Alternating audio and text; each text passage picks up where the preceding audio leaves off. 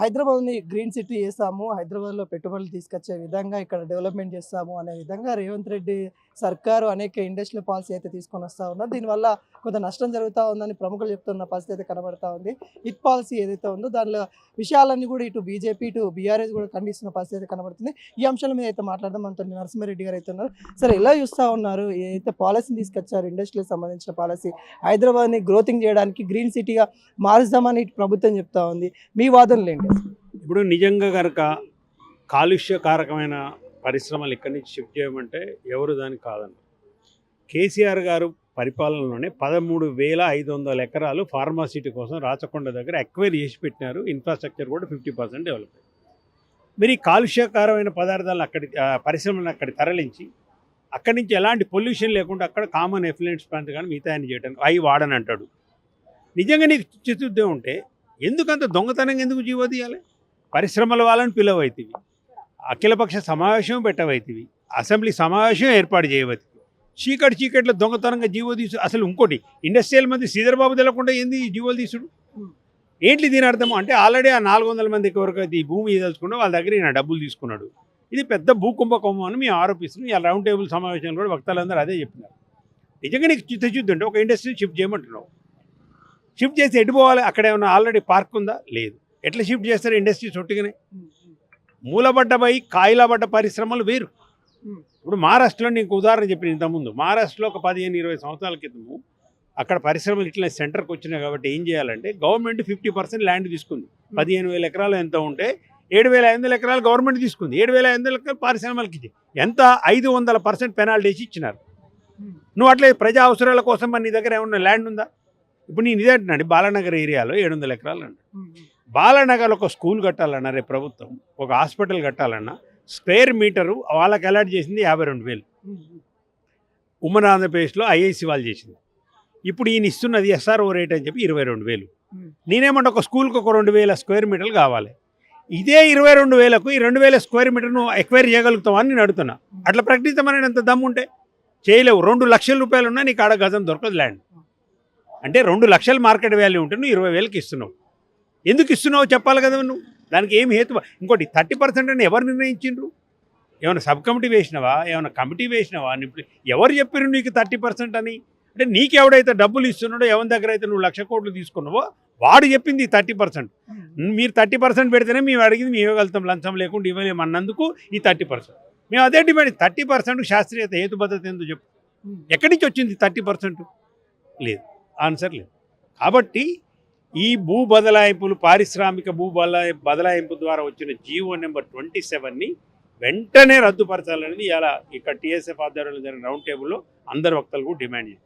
రెండవది all party stake హోల్డర్స్ని, అన్ని రాజకీయ పార్టీలను పిలవండి, ప్రజా సంఘాలను పిలవండి, ఇండస్ట్రియల్ ఫిక్కీ కానీ ఇక సిసిఐ కానీ ఇట్లాంటివన్నీ ఉన్నాయి. వాళ్ళతో సమావేశం పెట్టినారండి. వాళ్ళు అడిగినరా అయ్యా నీ పరిశ్రమ గాడికి తరలించాలంటే ఎట్లా పోవాలి, దానికి ఏం కావాలి ఆయన? వాళ్ళ స్టేక్ హోల్డర్స్ మీటింగ్ పెట్టాలి కదా.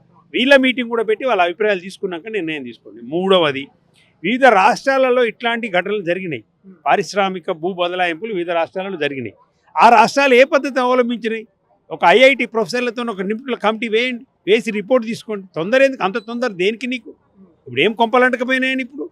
కాబట్టి ఇవన్నీ కూడా ఏంటంటే పెద్ద భూ కుంభకోణానికి తెరలేపడానికి రేవంత్ రెడ్డి గారు పూనుకున్నట్టు చెప్తే దీంట్లో ఎలాంటి ప్రభుత్వానికి వచ్చే డబ్బు లేదు. ఇలా ఖజానాకి ఏ డబ్బు రావట్లేదు, ఆయన ఖజానాకే పోతుంది. మొత్తం కలితో 2,000 కోట్లు వస్తుంది. మార్కెట్లో 5 నుంచి 7 లక్షల కోట్ల వాల్యూ ఉన్న భూమిని ఇలా 2,000 కోట్లు 3,000 కోట్లకు అమ్ముతా అంటున్నాను.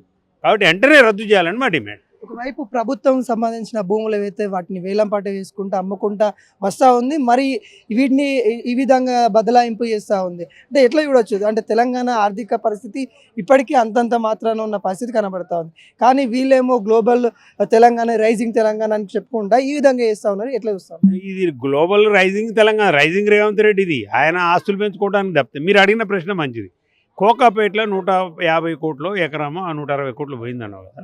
ఇప్పుడు వాళ్ళ దగ్గర నుంచి 50-60% గవర్నమెంట్ తీసుకొని ఆక్షన్ పెట్టు. అట్లనే ప్రభుత్వానికి ఖజానాకు డబ్బులు వస్తాయి.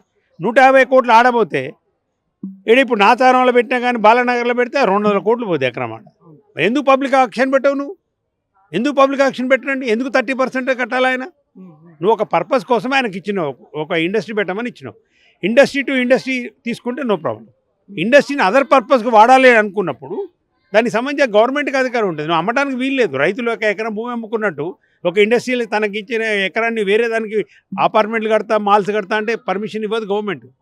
దానికోసమే కదా ఈ జీవో తీసి కన్వర్షన్ జీవో. కాబట్టి ఇవన్నీ బంద్ చేయండి. మీరు ఓపెన్ యాక్షన్ అయినా పెట్టండి. నిపుణుల కమిటీ వేసి అభిప్రాయాలు వచ్చినాక అసెంబ్లీలో చర్చ పెట్టండి.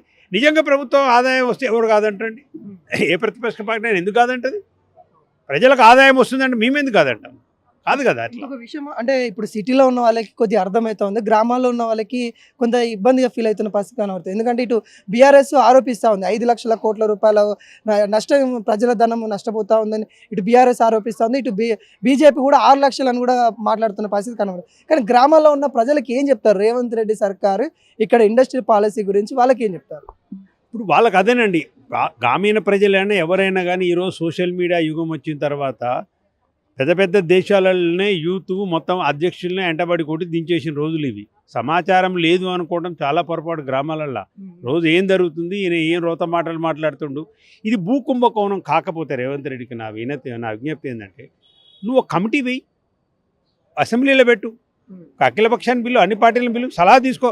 ప్రభుత్వ ఖజానాకు ఆదాయం వస్తుంటే మేము కూడా సపోర్ట్ చేస్తాం. ఈ దొంగ ఎందుకు ఊరికే దొంగతనంగా రాత్రి జీవోలు తీసుకునేది? ఇప్పుడు ఎవరు లీక్ చేసిండు? లీక్ గురించి కాదు కదా చర్చ, విషయం ఏందనేది కదా. ఎవరు లీక్ చేసేది? ఇప్పుడు దాని మీద ఒక కమిటీ, దాని మీద ఒక ఇంటెలిజెన్స్, దాని మీద ఒక సిఐడి, ఇది కాదు కదా గవర్నమెంట్ చేయాల్సింది.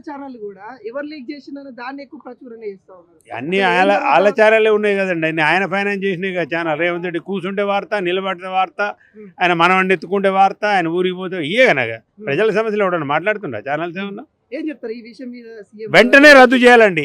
జియో నెంబర్ 27 వెంటనే రద్దు చేయాలి. నిపుణుల కమిటీ వేయాలి, అఖిలపక్ష సమావేశం పెట్టాలి, అసెంబ్లీ పెట్టాలి, చర్చించాలి, స్టేక్ హోల్డర్లతోని పారిశ్రామికతో మీటింగ్ పెట్టాలి.